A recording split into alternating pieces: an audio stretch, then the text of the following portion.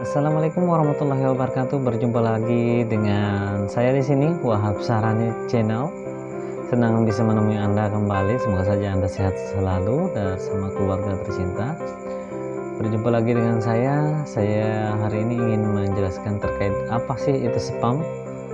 Jika kita menggunakan fitur-fitur di YouTube, bagaimana penjelasannya? Dan apa-apa saja yang dibolehkan dan tidak dibolehkan di YouTube.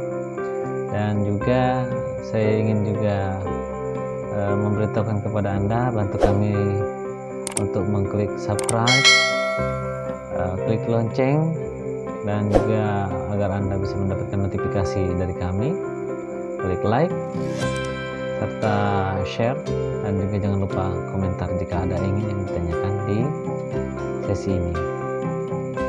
Bagaimana kelanjutannya? Saksikan sampai habis, jangan di skip agar Anda bisa mengerti.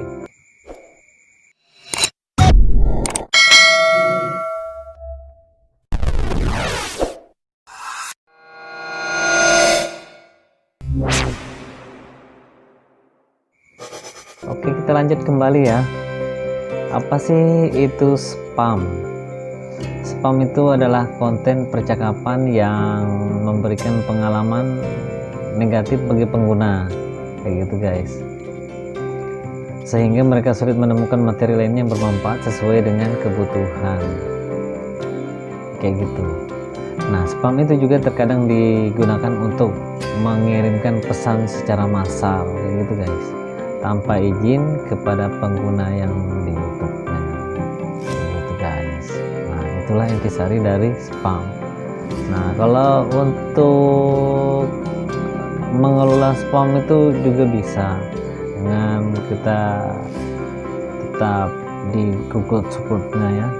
Nah, untuk kebijakannya dari spam itu sendiri ada juga guys ya. Nah, untuk keselamatan kreator, penonton, partner, dan menjadi prioritas tertinggi dari YouTube. Harapannya YouTube begitu.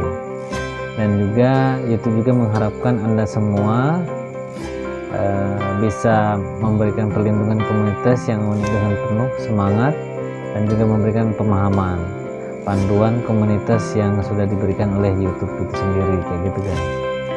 Nah, untuk dalam tanggung jawab bersama ini juga menjaga YouTube agar tetap aman, juga membaca kebijakan-kebijakan dari YouTube itu sendiri, kayak gitu guys. Nah, YouTube juga tidak mengizinkan konten yang berisi spam, scamming, atau praktek semacam penipuan lainnya yang memanfaatkan komunitas YouTube, kayak gitu guys. Nah, itu sangat dibolehkan ya guys. Yang konten tujuannya utamanya adalah menipu orang lain agar keluar dari YouTube untuk membuka situs lainnya, kayak gitu guys. Nah, itu adalah dari panduan berdasarkan dari YouTube sendiri ya guys, saya bacakan agar Anda mengerti. Nah, arti kebijakan untuk Anda bagi YouTuber itu seperti jika Anda ingin memposting konten, jangan memposting konten di YouTube jika memenuhi salah satu deskripsi di bawah ini. Nah, spam video, konten yang diposting secara berlebihan, berulang, dan tidak ditargetkan, serta melakukan satu atau beberapa hal seperti berikut ini ya. Nah, contohnya ya, menjanjikan kepada penonton bahwa mereka akan melihat sesuatu tapi justru mengarahkan mereka untuk keluar dari situs, kayak gitu guys. Memperoleh klik atau penayangan atau traffic dari YouTube dengan menjanjikan kepada penonton bahwa mereka akan memperoleh uang dengan cepat. Nah, kayak gitu guys. Ini salah satu juga yang dilarang oleh YouTube, kayak gitu guys. Mengarahkan penonton ke situs yang menyebarkan malware, mencoba mengumpulkan informasi pribadi, atau situs lain yang memiliki dampak negatif, kayak gitu guys. Metadata thumbnail menyesatkan, artinya tidak sesuai dan tidak relevan dengan deskripsi dan isi konten, kayak gitu guys. Dan menggunakan judul, thumbnail, deskripsi, atau tag menipu menggunakan pengguna lainnya agar percaya, atau penonton lainnya terhadap konten yang kita buat, kayak gitu guys. Itu tidak disarankan ya. Media yang dimanipulasi, konten yang secara teknis telah memanipulasi atau dipalsukan dengan cara menyesatkan pengguna di luar klip yang disalahartikan dan dapat menimbulkan resiko serius yang sangat membahayakan. Artinya ada hal-hal yang tidak dianjurkan oleh YouTube agar tidak disalahgunakan kayak gitu guys. Spam yang berbasis insentif juga nggak dibenarkan itu guys di YouTube ya, YouTube komunitas. Konten yang menjual metrik engagement seperti penayangan, suka, komentar, atau metrik lainnya di YouTube. Hal ini juga termasuk konten yang bertujuan untuk semata-mata untuk meningkatkan jumlah subscriber, penayangan, atau metrik lainnya, misalnya penawaran untuk subscribe ke channel kreator seperti diperlukan untuk subscriber ke channel Anda. Disebut juga adalah konten sub for sub gitu maksudnya. Nah, spam komentar yang bertujuan utama adalah mengumpulkan informasi pribadi dari penonton, menyesatkan penonton hingga keluar dari YouTube, melakukan perilaku yang dilarang, kemudian seperti disebut di atas tadi kayak gitu guys. Komentarnya, spam itu sendiri juga seperti contohnya komentarnya berulang, memberikan komentar yang sangat identik kayak gitu guys. Nah, tidak ditargetkan atau berulang dengan jumlah yang sangat banyak. Artinya dari sini kembali komentar itu lagi dengan ucapan yang sama. Nah, itu juga jangan, nanti akan menjadi spam. Penyalahgunaan live streaming yang dimaksudkan untuk men-streaming konten milik orang lain dan tidak kunjung diperbaiki meski telah diberikan peringatan berulang. Mengenai kemungkinan penyalahgunaan live streaming harus secara aktif dipantau kayak gitu guys oleh pemilik channel, dan yang berpotensi masalah apapun harus diperbaiki tepat pada waktunya. Kebijakan ini berlaku untuk video deskripsi, video komentar, live streaming, produk, fitur YouTube lainnya. Perlu diperhatikan bahwa bukanlah daftar lengkap, maksudnya secara utuh kayak gitu guys ya. Nah, catatannya, Anda diperbolehkan mengajak penonton untuk subscribe, mengklik tombol suka, membagikan, atau memberi komentar. Oke, jelas? Nah, itu. Nah, berikut ini contoh konten yang dilarang di YouTube. Nah, bisa ya, saya sebutkan ya. Nah, beberapa hal yang dilarang oleh YouTube konten ini itu seperti apa? Memberitahu penonton bahwa mereka dapat memberikan suara melalui metode palsu seperti mengirim SMS ke nomor tertentu. Nah, selanjutnya menyampaikan persyaratan kelayakan pemilih seperti mengatakan bahwa memilih untuk membuka bagi pemilih yang berusia di atas umur rata-rata kayak gitu guys. Sengaja memberitahu tanggal pada saat pemilihan itu kayak gitu guys, untuk pemilihan yang salah kepada penontonnya kayak gitu guys. Nah, contoh lainnya, spam video itu konten yang menjanjikan penonton mereka untuk melihat sesuatu, mengarahkan mereka keluar dari situ, memposting video secara berulang, mengupload konten secara massal, disalin pada ke kreator lainnya, kemudian mencoba membuat penonton menginstal malware, konten yang dibuat secara otomatis di komputer guys, diposting secara cepat, memperhatikan kualitas tanpa memperhatikan kualitas. Nah, memposting konten afiliasi secara massal dalam akun khusus kayak gitu guys. Metadata atau thumbnail yang menyesatkan itu ya seperti tadi contohnya guys. Nah, menempatkan teks secara berlebihan, kemudian thumbnail gambar selebritis yang tidak ada hubungannya dengan kontenmu kayak gitu guys ya. Nah, kemudian menggunakan judul thumbnail sekursit atau tag menipu pengguna kayak gitu guys. Nah, bukan konten yang dimaksud tapi judulnya bisa membahayakan dalam dunia maya. Artinya kayak gitu guys, ada nanti pro kontra akhirnya dengan judul itu. Nah, kayak gitu guys ya. Kemudian subtitle video yang diterjemahkan secara akurat yang memprovokasi ketegangan geopolitik, menimbulkan risiko yang sangat membahayakan guys. video yang dimanipulasi secara teknis di luar klip yang disalahartikan kayak gitu guys. Kemudian konten video yang dimanipulasi kayak gitu guys. Apa sih namanya scamming guys. Nah, scamming ini adalah jenis konten yang tidak diperbolehkan di YouTube, dan ini bukanlah daftar lengkap ya, saya ingin menjelaskan secara singkat saja. Memberikan janji yang berlebihan seperti klaim bahwa penonton menjadikan kaya dengan cepat. Kemudian spam yang berbasis insentif. Nah, apa itu spam berbasis insentif? Jenis konten ini tidak diperbolehkan di YouTube. Nah, ini sedikit aja dari beberapa contoh ya. Video yang bertujuan mendorong penonton untuk subscribe secara berlebihan. Kemudian video dari subscriber untuk subscriber lainnya kayak gitu, sub for sub. Kemudian video yang menawarkan suka untuk secara dijual.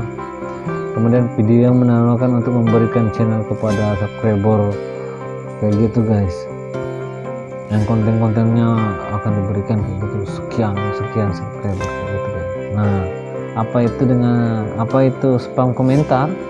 Yaitu komentar tentang survei atau hadiah yang mempromosikan skema piramida, link rujukan, kemudian bayar per klik di komentar yang membuat klaim palsu kayak gitu guys.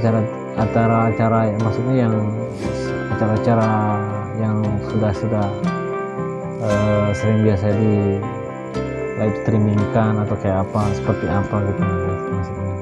Nah, memposting link yang mengarah ke situs malware atau phishing dalam komentar begitu guys. Komentar yang menyertakan link ke toko yang menjual barang-barang palsu kayak gitu guys. Nah, itu dilarang juga guys. Nah, kemudian mengatakan halo semua, ayo tonton channel video saya di sini, pada kolom komentar orang lain, itu tidak boleh guys. Nah, kemudian memposting komentar yang sama berulang kali dengan link video orang yang menaruh komentar di kolom komentarnya channel tadi kayak gitu guys. Nah, itulah konten-konten hal-hal yang jika konten itu melanggar kebijakan tadi, maka otomatis dari konten ID Anda akan mungkin bisa dihapus. Kemudian dari pihak YouTube akan mengirimkan email pemberitahuan kayak gitu guys. Nah, kalau bahwa si YouTuber tadi karena sudah melanggar pedoman komunitas kayak gitu guys. Nah, jadi channel Anda akan mendapatkan peringatan tanpa penalti,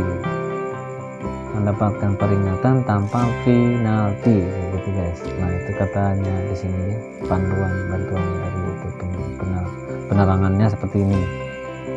Kemudian Anda akan mendapatkan teguran pertama jika Anda mendapatkan 3 teguran. Channel Anda akan dihentikan, dan kemudian Anda akan harus mempelajari lebih lanjut sistem teguran tadi. Nah, kayak gitu guys. Bagaimana sistem teguran itu guys? Nah, kita lihat ya. Dasar-dasar teguran pedoman komunitas itu seperti konten artikel tentang teguran pedoman komunitas yang merupakan mencari informasi tentang teguran hak cipta, bukan teguran pedoman komunitas. Nah, kayak gitu guys. Apa yang terjadi jika Anda menerima teguran dari komunitas YouTube?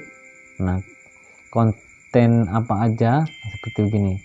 Nah, konten apa yang dihapus, kebijakan mana yang dilanggar, misalnya konten khusus dewasa atau kekerasan kayak gitu guys.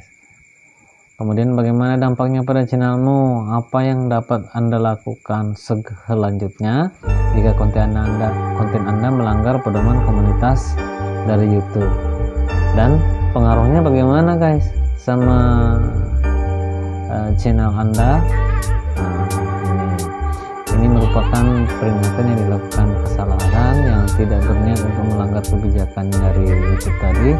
Disebabkan pelanggaran pertama hanya merupakan peringatan. Nah, itu saat melakukan sekali ya, biasanya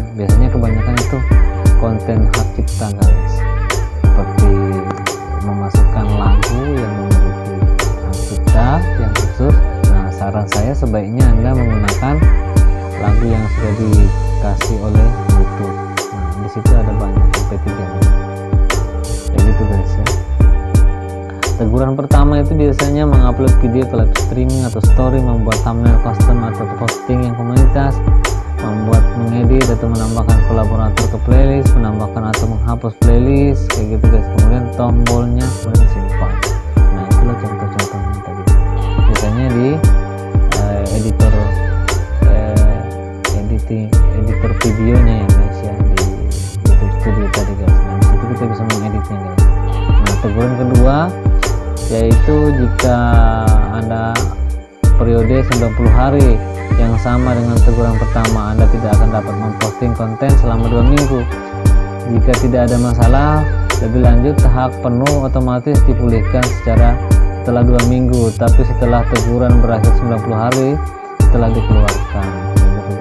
Nah, teguran ketiga, Anda menerima 3 kali teguran dalam 90 hari yang sama, channel Anda akan dihapus secara permanen guys. Nah, Anda tidak bisa lagi melakukan atau membuat YouTube lagi atau channel, karena nama Anda sudah di-ban atau sudah dikeluarkan dan menghapus konten yang tidak akan menghilangkan teguran tersebut. Nah, meskipun kita hapus juga tidak bisa juga menghilangkan teguran tersebut guys. Apa yang harus dilakukan saat menerima teguran itu guys? 1. Memastikan konten Anda mematuhi kebijakannya dari YouTube. Kedua,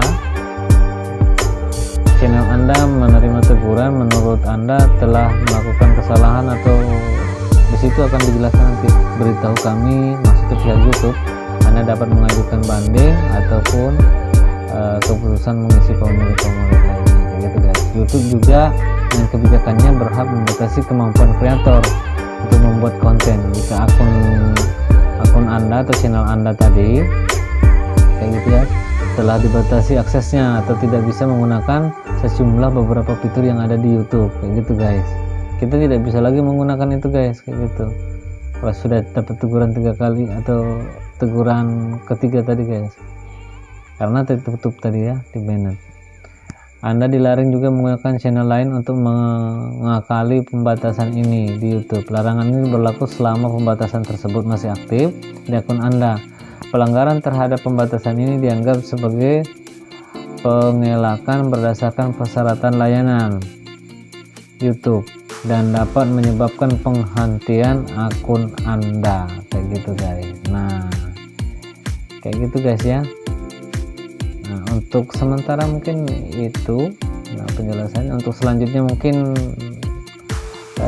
next video saya akan menjelaskan bagaimana penegakan pedoman komunitas kayak gitu guys ya.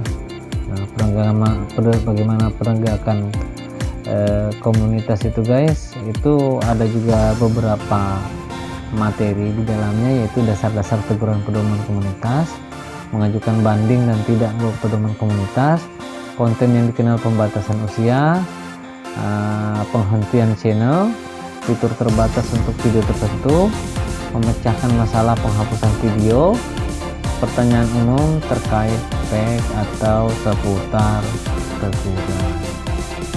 Oke, untuk sementara mungkin itu saja yang saya ingin sampaikan.